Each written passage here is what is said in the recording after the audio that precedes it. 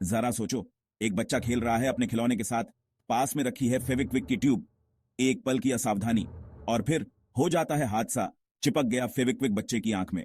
फेविक्विक एक popular cyanoacrylate adhesive है जो हर घर और ऑफिस में आसानी से मिल जाता है। जल्दी सूखने और मजबूत बॉन्डिंग की वजह से यह बहुत काम आता है, लेकिन यही चीज इसे खतरनाक भी बना देती है, खासकर जब यह हमारी आंखों जैसे नाजुक अंगों के संपर्क में आता है। फेविक्विक के इस्तेमाल में आसानी और हर जगह उपलब्धता की वजह से इसके हाथ से भी आज जाते हैं। बच्चे अपनी नेचुरल जिज्ञासा और हाथों से काम करने की आदत की वजह से ज्यादा रिस्क पर होते हैं, लेकिन बड़े भी सुरक्षित नहीं हैं। कभी ऑफिस में हादसा हो जाता है या ध्यान न देने पर घर में भी। फेविक्विक से होने वाले नुकसान को कम करके नहीं आंकना चाहिए। अगर फेविक्विक आंखों के संपर्क में आ जाए तो इसके नतीजे सामान्य जलन से लेकर आंखों को गंभीर नुकसान तक हो सकते हैं। इसके जल्दी चिपकने से पलकें आंखों से चिपक सकती हैं, कॉर्निया में घाव हो सकते हैं और केमिकल बर्न भी हो सकते हैं। समय पर सही कदम उठाने के लिए इन जरूरी बातों का पता होना बहुत जरूरी है। याद रखें, जानकारी ही शक्ति है और फेविक्विक जैसी रोजमर्रा की चीजों से जुड़े खतरों को समझकर हम हादसों को रोक सकते हैं और अपनी आंखों की रक्षा कर सकते हैं।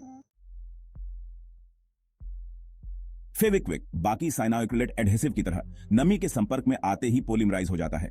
पॉलीमराइजेशन एक केमिकल रिएक्शन है जिसमें छोटे छोटे मॉलिक्यूल, जिन्हें मोनोमर कहा जाता है, आपस में जुड़कर लंबी चेन या पॉलीमर बनाते हैं। फेविक्विक के मामले में मोनोमर साइनोएक्रिलेट है। जब यह नमी के संपर्क में आता है, जैसे हमारी आंखों की सतह पर मौजूद पानी, तो यह तेजी से पॉलीमराइज हो जाता है और एक सख्त कठोर प्लास्टिक बनाता है। यह तेज पॉलीमराइजेशन ही फेविक्विक को बतौर एडहेसिव इतना असरदार बनाता है। हालांकि जब यह आंखों के संपर्क में आता है तो यह एक बड़ा खतरा भी बन जाता है। कॉर्निया, जो आंख की पारदर्शी बाहरी परत होती है, विशेष रूप से संवेदनशील होती है। जब फेविक्विक कॉर्निया के संपर्क में आता है तो यह उसकी सतह से चिपक सकता है, जिससे जलन, दर्द और धुंधली दृष्टि हो सकती है। साइनोएक्रिलेट पॉलीमराइजेशन की केमिकल रिएक्शन एक्सोथर्मिक भी होती है, यानी यह गर्मी छोड़ती है। आंखों पर इसके संभावित प्रभावों को समझने के लिए फेविक्विक के केमिकल गुणों और इसके काम करने के तरीके को समझना बहुत जरूरी है। अगर फेविक्विक आंखों में चला जाए तो तुरंत और शांति से काम लेना बहुत जरूरी है। सबसे पहला और सबसे जरूरी कदम है कि प्रभावित आंख को तुरंत साफ, गुनगुने पानी से खूब धोएं। इससे कोई भी ढीला एडहेसिव निकल जाएगा और आगे पॉलीमराइजेशन को रोकने में मदद मिलेगी। हो सके तो आई वॉश स्टेशन का इस्तेमाल करें। अगर वह उपलब्ध न हो तो नल या शॉवर से पानी की हल्की धार से आंख धोएं। आंख धोते समय यह सुनिश्चित करने के लिए पलकों को खुला रखना जरूरी है कि पानी आंख के सभी हिस्सों तक पहुंचे, जिसमें पलकों के नीचे का हिस्सा भी शामिल है। कम से कम 15 से 20 मिनट तक आंख धोते रहें, यह सुनिश्चित करते हुए कि पानी का बहाव आंख के अंदरूनी कोने से बाहरी कोने तक हो, ताकि एडहेसिव दूसरी आंख में न जाए। आंख को अच्छी तरह से धोने के बाद तुरंत डॉक्टर को दिखाना बहुत जरूरी है, भले ही आंख में बेहतर महसूस हो रहा हो। एक मेडिकल प्रोफेशनल जैसे कि एक ऑप्थेल्मोलॉजिस्ट के पास नुकसान की सीमा का आकलन करने और उचित इलाज प्रदान करने के लिए जरूरी उपकरण और विशेषज्ञता होगी। जल्दी से काम लेने और तुरंत डॉक्टर को दिखाने से जटिलताओं और लंबे समय तक होने वाले नुकसान के खतरे को काफी हद तक कम किया जा सकता है। आंख में फेविक्विक के लंबे समय तक चलने वाले परिणाम कई कारकों के आधार पर अलग अलग हो सकते हैं, जिसमें शामिल एडहेसिव की मात्रा, संपर्क की अवधि और फर्स्ट एड और डॉक्टरी सहायता की तत्परता शामिल है। हल्के मामलों में, जहां बहुत कम मात्रा में एडहेसिव शामिल होता है और तुरंत सफाई कर दी जाती है, आंख बिना किसी स्थायी प्रभाव के पूरी तरह से ठीक हो सकती है। हालांकि ज्यादा गंभीर मामलों में कई तरह की जटिलताएं हो सकती हैं। सबसे आम जटिलताओं में से एक है कॉर्नियल अब्रेशन, जो कॉर्निया की सतह पर एक खरोंच होती है। यह तब हो सकता है जब एडहेसिव कॉर्निया से चिपक जाता है और फिर उसे जोर से हटाया जाता है, या तो सफाई के जरिए या पलकों की प्राकृतिक गति से। कॉर्नियल अब्रेशन से दर्द, लालिमा, धुंधली दृष्टि और रोशनी के प्रति संवेदनशीलता हो सकती है। हालांकि वे आमतौर पर उचित इलाज से कुछ दिनों में ठीक हो जाते हैं, लेकिन कभी कभी इनके कारण निशान पड़ सकते हैं और स्थायी रूप से दृष्टि कमजोर हो सकती है। एक और संभावित जटिलता है केमिकल कंजंक्टिवाइटिस, जो कंजंक्टिवा की सूजन है। कंजंक्टिवा वह पतली पारदर्शी झिल्ली होती है जो पलक की आंतरिक सतह को रेखाबद्ध करती है और आंख के सफेद हिस्से को ढकती है। यह सूजन साइनोएक्रिलेट एडहेसिव से होने वाली केमिकल जलन के कारण होती है। कॉर्नियल अल्सर और अन्य गंभीर जटिलताओं को रोकने के लिए त्वरित और उचित इलाज जरूरी है। भाग 5, विशेषज्ञ सलाह नेत्र विज्ञान से अंतर्दृष्टि। ओनोप्थेल्मोलॉजिस्ट आंखों की देखभाल करने वाले डॉक्टर फेविक्विक के आंखों के संपर्क में आने पर तुरंत और लंबे समय तक सफाई करने के महत्व पर जोर देते हैं। इसे प्रबंधन का सबसे महत्वपूर्ण कदम बताते हैं कि एक प्रमुख ओनोप्थेल्मोलॉजिस्ट डॉ इस बात पर जोर देते हैं कि आप जितनी जल्दी आंख को साफ करेंगे, नुकसान को कम करने की संभावना उतनी ही बेहतर होगी। लक्षणों के विकसित होने का इंतजार न करें, आंख को तुरंत पानी से धोना शुरू कर दें। कि एक प्रसिद्ध कॉर्नियल विशेषज्ञ डॉ एडहेसिव को खूद हटाने की कोशिश करने के खिलाफ चेतावनी देते हैं। सूखे एडहेसिव को छीलने या रगड़ने की कोशिश करने से नाजुक कॉर्नियल टिश्यू को और नुकसान हो सकता है। यह काम एक मेडिकल प्रोफेशनल पर छोड़ना सबसे अच्छा है, जो स्थिति का आकलन कर सके और इसे सुरक्षित रूप से हटा सके। जब लंबे समय तक प्रबंधन की बात आती है तो ओनोप्थेल्मोलॉजिस्ट उपचार की निगरानी और किसी भी संभावित जटिलता को दूर करने के लिए नियमित फॉलो अप अपॉइंटमेंट लेने की सलाह देते हैं। भले ही शुरुआत में आंख ठीक लगे, लेकिन यह सुनिश्चित करने के लिए कि यह ठीक तरह से ठीक हो रही है और नुकसान के किसी भी सूक्ष्म संकेत का पता लगाने के लिए नियमित रूप से इसकी जांच करवाना जरूरी है। किसी ओनोप्थेल्मोलॉजिस्ट से सलाह लेने से सकारात्मक परिणाम मिलने की संभावना सबसे अच्छी होती है। भाग 6, रोकथाम। फेविक्विक को अपनी आंखों से दूर रखना। फेविक्विक से संबंधित आंखों की चोटों को रोकने के लिए सबसे पहले खतरों को समझना और उचित सावधानी बरतना जरूरी है। फेविक्विक और अन्य एडहेसिव को हमेशा बच्चों की पहुंच से दूर, अधिमानतः बंद अलमारियों में स्टोर करें। इस्तेमाल के दौरान इन उत्पादों को कभी भी लावारिस न छोड़ें और यह सुनिश्चित करें कि हर बार इस्तेमाल के बाद इन्हें कसकर बंद कर दिया जाए।